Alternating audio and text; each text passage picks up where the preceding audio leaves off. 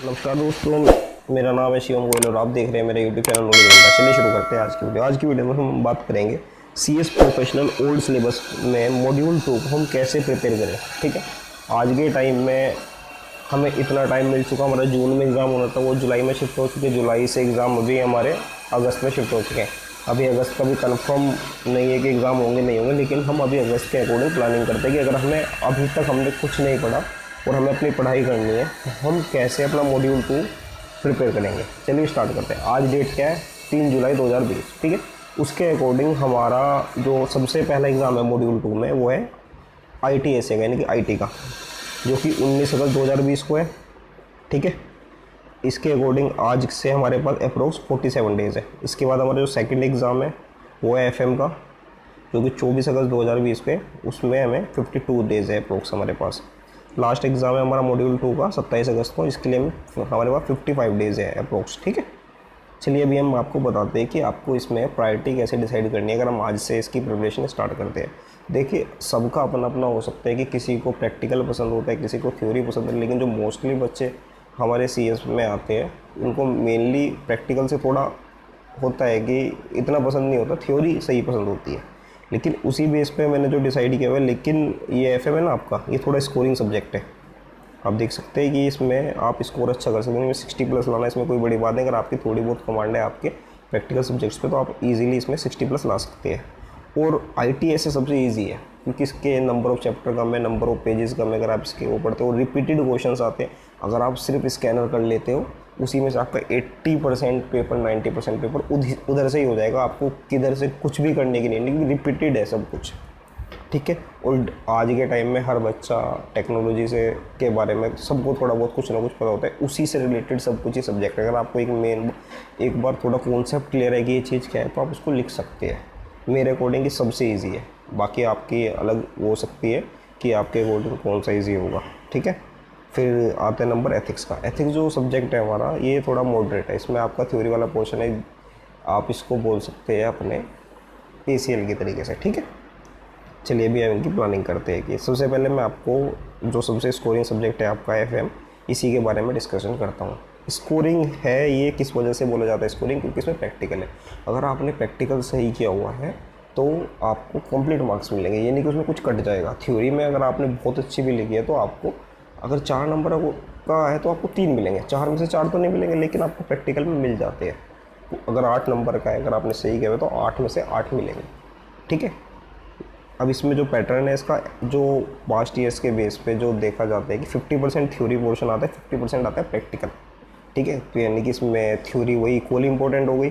तो फिर आप इसमें थ्योरी कैसे प्रिपेयर करोगे? थ्योरी के लिए आप अपने स्कैनर रेफ़र कर सकते हो, मॉड्यूल रेफ़र कर सकते हो, और आपको उसके बाद में अगर रिवीजन करना हो तो आप हमारी यूट्यूब चैनल में एक प्लेलिस्ट बनी हुई है CS प्रोफेशनल FTFF थ्योरी, आप उसको फॉलो करके इजीली अपनी थ्योरी कवर कर सकते हो। ज़्यादा बड़े उसमें लेक्चर नहीं है आपका, इजीली अगर आप कंप्लीट प्लेलिस्ट की बात करो, अभी मैंने उसमें कंप्लीट वीडियोस अपलोड नहीं है, अगर कंप्लीट वीडियोस अपलोड भी होती है तो 3 से 4 घंटे में आपकी पूरी थ्योरी रिवाइज हो जाएगी, जो कि आपका अप्रोक्स 50% ऑफ द सिलेबस है FTFM का। ठीक है, आप मेरे चैनल पे ही सब्सक्राइब कर लीजिए अगर आपको ये थ्योरी वाला पोर्शन मेरे साथ कंप्लीट करना है। बाकी आप अपना स्कैनर वगैरह से कर सकते हैं, उसमें से भी आपका काफ़ी हद तक थ्योरी वाला कवर हो जाएगा। ठीक, अब आते हैं नंबर 50% प्रैक्टिकल का। फिर प्रैक्टिकल हम कैसे कवर करेंगे? प्रैक्टिकल में आपको पास जो नंबर ऑफ चैप्टर्स है वो काफ़ी है, लेकिन उसमें आपको प्रायोरिटी डिसाइड करनी पड़ेगी आप पहले क्या करें, क्योंकि कुछ स्कोरिंग है, कुछ स्कोरिंग नहीं है। कुछ ऐसे है कि ईजी है और स्कोरिंग है, कुछ ऐसे है कि बहुत ज़्यादा हार्ड है, आप कर भी नहीं पा रहे और वो स्कोरिंग नहीं है। ठीक है, तो मैं आपको उसके अकॉर्डिंग बताता हूँ। जो पास्ट ईयर्स के बेस पे जो मैंने देखा है, जो सबसे ज़्यादा स्कोरिंग आपका जो चैप्टर है वो है वर्किंग कैपिटल। ये अप्रोक्स 20% है आपके पूरे FM के सिलेबस का जो आता है, यानी 20 नंबर का विद थ्योरी ये आ जाता है। ठीक है, आप प्रायोरिटी में जब आप स्टार्टिंग कर रहे हो FM की, तो आप सबसे पहले अपना वर्किंग कैपिटल ख़त्म कीजिए। आपका ऑलमोस्ट 20% सिलेबस कंप्लीट हो जाएगा एक चैप्टर करने से। आपका कॉन्फिडेंस लेवल हाई हो जाएगा अगर आप एक बार वर्किंग कैपिटल कर चुके तो। अब आते हैं सेकंड नंबर। सेकंड में आपको क्या करना है? Cost of capital.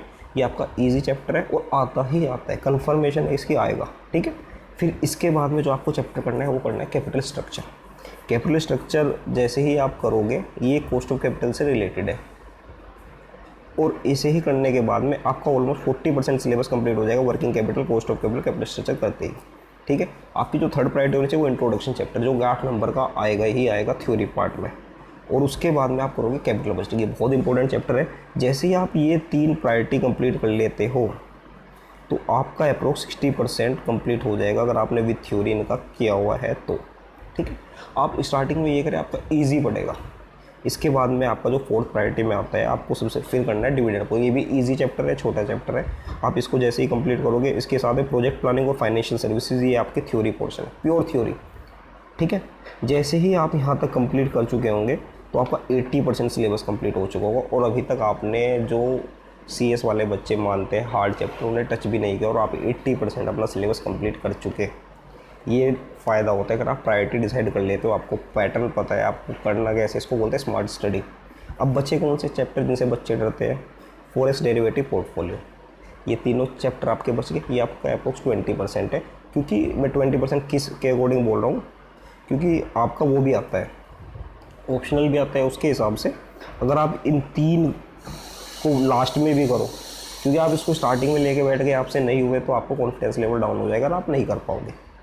ठीक है, इसको आप लास्ट में रखो। इसमें मैं लास्ट में बताता हूँ, आपका पोर्टफोलियो बहुत ईजी है, आप इसको ईजिली कर सकते हो। और फॉरेक्स अगर एक बार समझ में आ गया तो कुछ नहीं है, तुच्चा टॉपिक है बहुत ही। ठीक, डेरिवेटिव भी ऐसा ही चैप्टर है, एक बार थोड़ा समझ में आ गया तो आप कर ही लोगे। तो इसलिए इसको लास्ट में रखना, क्योंकि अगर एक बार आपने स्टार्टिंग इनसे कर दिया और आप नहीं कर पाए, आपको कॉन्फिडेंस लेवल डाउन हो जाएगा, आप पूरा कर नहीं पाओगे, तो इससे आपका कॉन्फिडेंस लेवल नहीं बढ़ पाएगा। ठीक है, ये बहुत स्कोरिंग सब्जेक्ट है, बहुत इजी है। आप इस प्रायोरिटी में कीजिए, आपका बहुत अच्छे मार्क्स आएंगे, आप इजीली एग्जामिनेशन स्कोर करोगे। ठीक है, चलिए अब नेक्स्ट नंबर मैं आपका बताता हूँ आपको ITSA कैसे करना है। ITSA की आपको मैं एक सिंपल सी चीज़ बताता हूँ, इसमें जो भी आप टॉपिक पढ़े उसको रियल लाइफ से रिलेट करके पढ़िए कि एक्चुअल में है क्या। जब आप ऐसे करके इसको पढ़ोगे ना तो आपको ईजी हो जाएगा चीज़ों को समझना। जब आप चीज़ों को समझ गए तो आपको लिखना आसान हो जाए। उसमें बाद कुछ कीवर्ड होते हैं जिनको आपको रिटेन करना पड़ेगा, क्योंकि आप एग्ज़ाम में अगर वो नहीं लिखोगे तो आप एक प्रॉपर एग्ज़ाम प्रोफेशनली जो एक वो होता है ना एग्ज़ाम को लिखना, वो नहीं कर पाओगे। तो इसलिए उन कीवर्ड पे भी ध्यान देना होगा। इसके लिए मैं एक सेपरेट वीडियो बना दूंगा अगर आप मुझसे कहोगे तो। मैं अभी मेरा भी सेकंड मॉड्यूल ही बचा हुआ है, मैं भी उसकी प्रिपरेशन कर रहा हूँ। अगर फिर भी आपको किसी कॉन्सेप्ट में कोई दिक्कत आती है तो एक आप यूट्यूब पे एक मैम है, उनका नाम मैं बोल रहा हूँ, मैं उनकी प्लेलिस्ट अपने डिस्क्रिप्शन में शेयर कर दूँगा आपके साथ में। उनकी वीडियोस आप फॉलो कर सकते हो। अल्टीमेट मतलब कि आपके पूरे कॉन्सेप्ट क्लियर हो जाएंगे। ठीक है, अगर आपको पूरा करना है तो। अगर आपको फिर भी अगर आपको वो चाहिए कि आपको टिप्स क्या चाहिए, आप मेरे को बता देना, मैं आपको साथ शेयर कर दूँगा। ठीक है, नेक्स्ट आता है आपका सब्जेक्ट एथिक्स। एथिक्स जो है मॉडरेट है, आज जैसे आपने ACL वगैरह पढ़ते हैं इसी तरीके से ये हमारा सब्जेक्ट है एथिक्स। इसकी प्रायोरिटी आप कैसे डिसाइड करोगे? इसमें आपके 2 पोर्शन में है। एक तो एथिक्स वाला पोर्शन है, ठीक है, जो कि फर्स्ट और सेकंड चैप्टर है एथिक्स वाला। उसके बाद है गवर्नेंस। बाकी जो इसमें बचा हुआ सब्सटेंस जो ये आपका सस्टेनेबिलिटी है, ये वाला जो पोर्शन है ये 30 मार्क्स का है। बाकी जो आपका है वो गवर्नेंस से रिलेटेड है।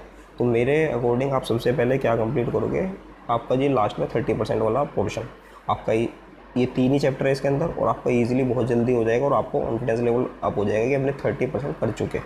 फिर आप आओगे CSR पे। CSR अप्रोक्स आपका 12%। मैंने एक पास्ट ईयर के एग्ज़ाम से एक परसेंटेज निकाल ली है, ये थोड़ा कम भी हो सकता है, ज़्यादा भी हो सकता है।